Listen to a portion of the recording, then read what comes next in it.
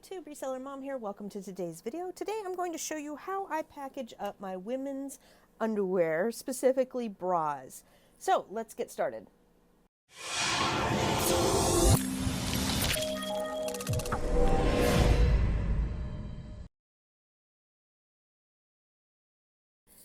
If you've seen my video on how to package up clothing, this is basically the same idea, but I thought I'd do just a quick little video specifically on bras for those that are interested in getting into that clothing category. So some of the tools I use, as discussed in the other video, are alcohol and nail polish remover.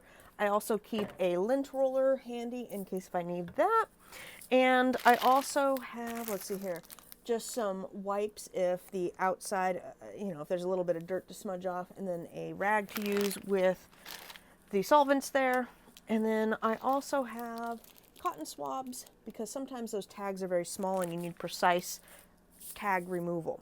Now, most of the time the tags on here are pretty easy to remove. I do love selling women's underwear. Some of my favorite are shapewear. You can find those at Ross and Marshall's a lot of times for between $8 and $12, and they go anywhere from $30 to as high up as $60 and $80 sometimes.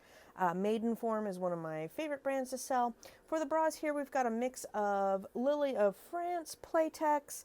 I also like Jockey and Hanes. It's all about the margins and numbers for me. For most of these, I paid anywhere from $4 to $16, and they will sell anywhere from $30 to $55. A lot of times the MSRP that is on the tag, like this one in particular, this was $42 here. It was $8.40 at Kohl's, and then I also got a 20% off on this guy, so it was a little less than $8. And they will sell, usually the Amazon price is a little bit lower than the MSRP. So if this is $42, I would expect the Amazon price to be right around $35 to maybe $39.99, give or take a little bit.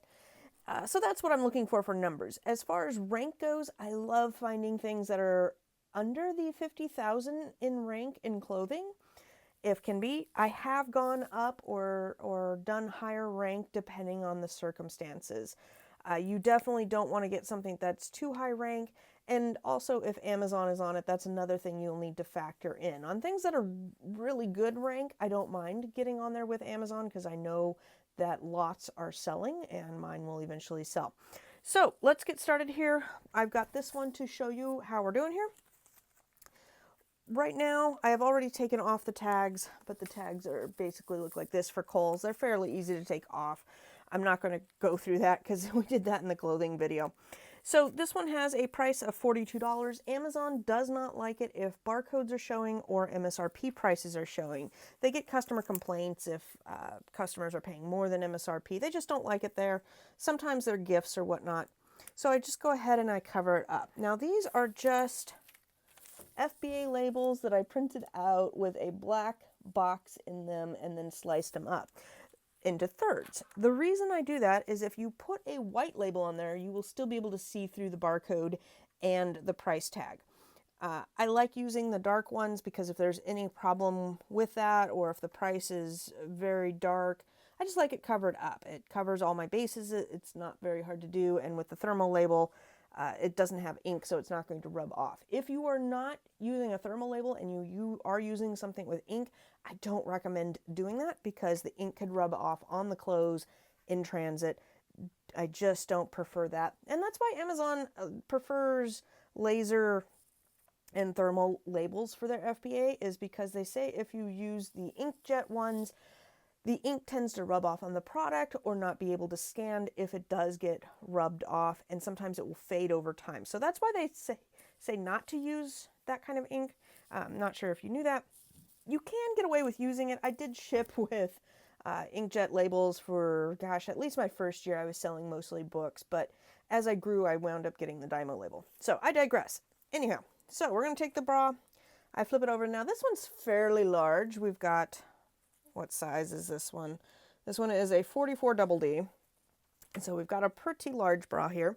I do like, just like with clothes and anything else, I feel that bigger sells better and for a better price. So when I'm looking for shapewear or bras, in the gosh, I don't really want to call them granny panties, but the larger section, I do like that. I also like sportswear.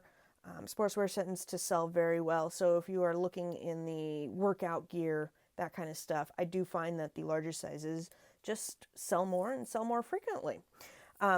It could be because I know that, like, when my grandmother got older, we ordered a lot of her stuff online because she wasn't able to go and shop as much, and it was difficult for her to do. So that could be one of the reasons. Now, the other thing I wanted to talk about really quick with this one in particular was I have another one. Boy, I can't remember if this is it, but we'll just pretend this is it.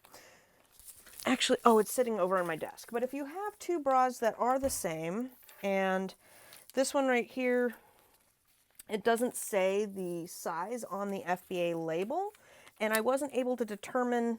I had two that are just too similar. Hold on, I'll grab the other one to show.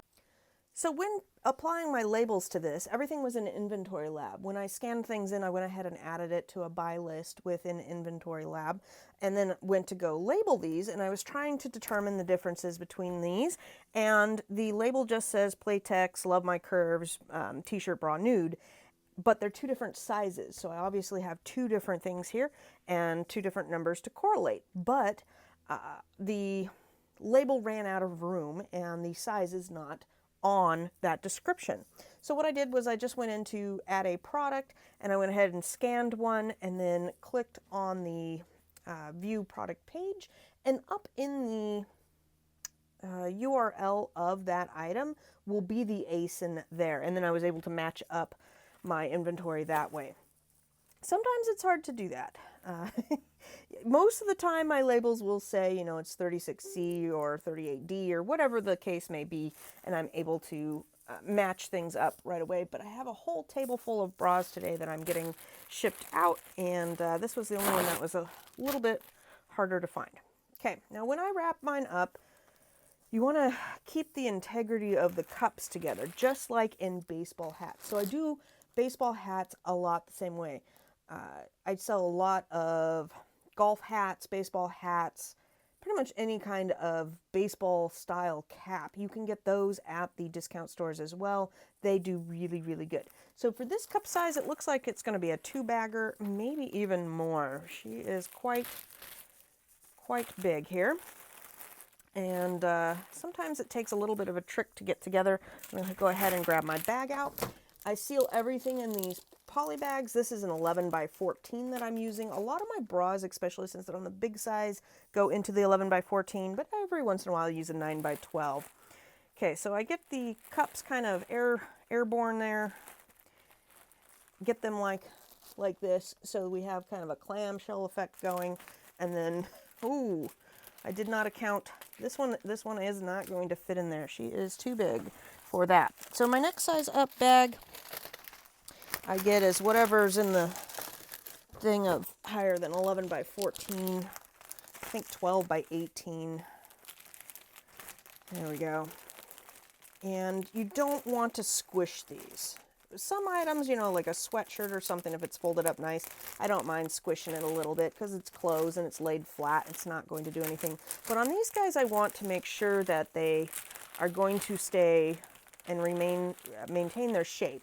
No customer wants to get these and have them be all misshapen and crumpled and squished and stuff. So go ahead and take that off. And this is definitely my larger one. I didn't plan it out that way. I just thought this would be a good time to show you guys how I do that. There we go. And now we've got a Bago bra here that is fairly, got a lot of support in there to get to our customer correctly. And we'll go ahead and just slap on this label. Boom.